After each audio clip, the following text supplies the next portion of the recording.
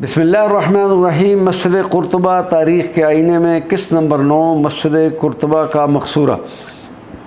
الحکم نے جو مقصورہ تیار کرایا تھا اس کے بارے میں کتاب نفع الطیب میں ابن بشکوال کا قول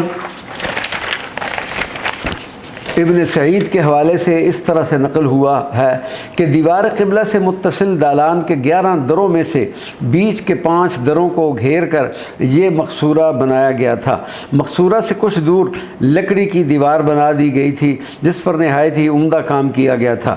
اس مقصورہ کا فرش مسجد کے باقی فرش سے کس قدر اونچا رکھا گیا تھا۔ اس میں داخل ہونے کے لیے 3 دروازے تھے، ایک دروازہ قبلہ کی طرف میں جبکہ ایک مشرق و مغرب کی سمت میں تھا۔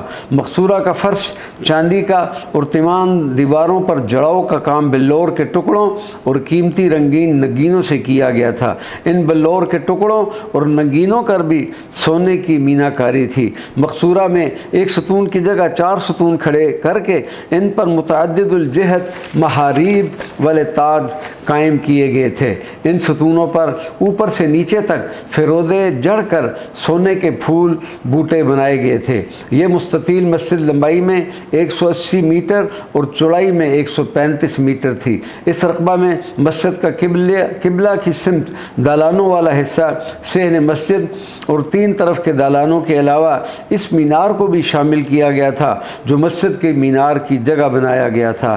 حقیقت یہ ہے رنگ ہو یا خشت و سنگ، چنگ ہو یا حرف صوت، معجزۂ فن کی ہے خون جگر سے نمود۔